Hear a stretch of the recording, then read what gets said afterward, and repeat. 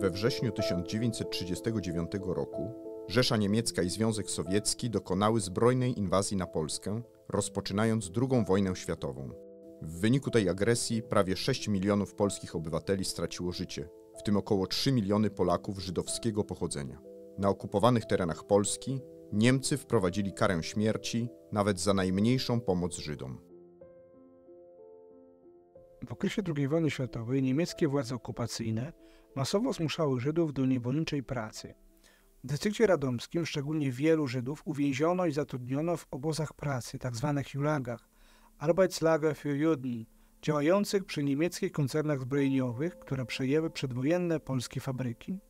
Według oficjalnych statystyk niemieckich w maju 1943 roku, już po wielkiej fali deportacji Żydów do obozów zagłady w ramach Aktion Reinhardt, w obozach pracy pozostawało jeszcze około 22 tysięcy Żydów. Łącznie natomiast przez wszystkie obozy pracy w regionie mogło przejść nawet 50 tysięcy Żydów. Największy Julag powstał w Skarżysku Kamiennej jako filia spółki Hugo Schneider Aktengesellschaft, zwane w skrócie HASAG. W 1944 roku pracowało tu od 8 do 9 tysięcy żydowskich robotników.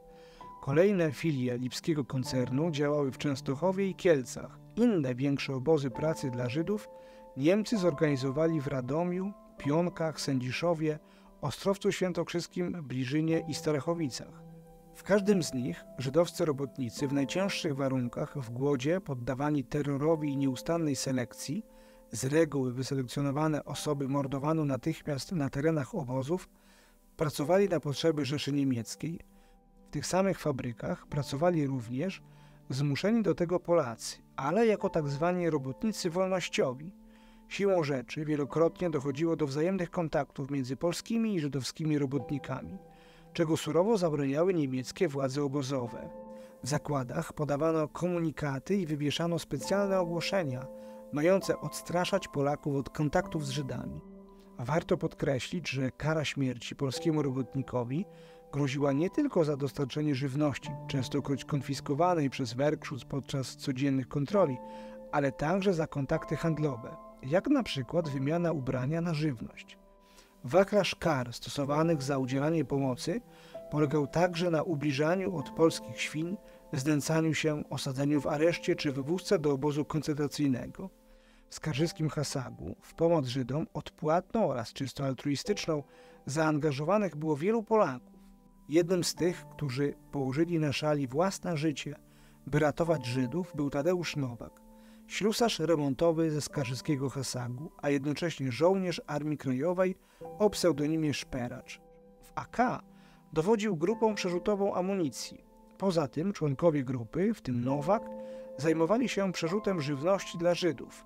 Wśród osób, którym bezinteresownie pomagał Nowak, był Szmuel Zalcman. Wielokrotnie od Nowaka otrzymywał chleb, marmoladę lub kawałek margaryny. Tuż przed świętami wielkanocnymi 1943 roku Nowak został przyłapany przez straż obozową, tzw. Werkschutz, na przekazywaniu żywności i listów jednemu z żydowskich więźniów, a następnie przetrzymywany kilkanaście godzin w areszcie. Przypuszczalnie w celu odstraszenia od udzielania pomocy Żydom 21 kwietnia 1943 roku niemiecki dyrektor Hasagu Egon Dalski wydał polecenie wykonania na Nowaku publicznej egzekucji przez powieszenie na oczach setek innych robotników. Zatrzymano wówczas dwie zmiany robocze, wchodzącą i wychodzącą, a w kierunku pracowników skierowano karabiny maszynowe. Rozwieszono również plakaty mówiące o skazaniu Nowaka na karę śmierci za pomoc Żydom.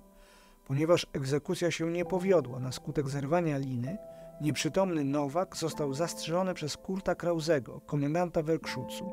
Następnie na bramie zakładowej powieszono ciało, na którym zawieszono tablicę z napisem informującym o przyczynach śmierci. Według jednej z wersji brzmiała ona: za pomoc Żydom i dostarczanie listów, a według innej: ten Polak dawał Żydom chleb. 28 marca 1990 roku Tadeusz Nowak został pośmiertnie uhonorowany tytułem Sprawiedliwy wśród Narodów Świata.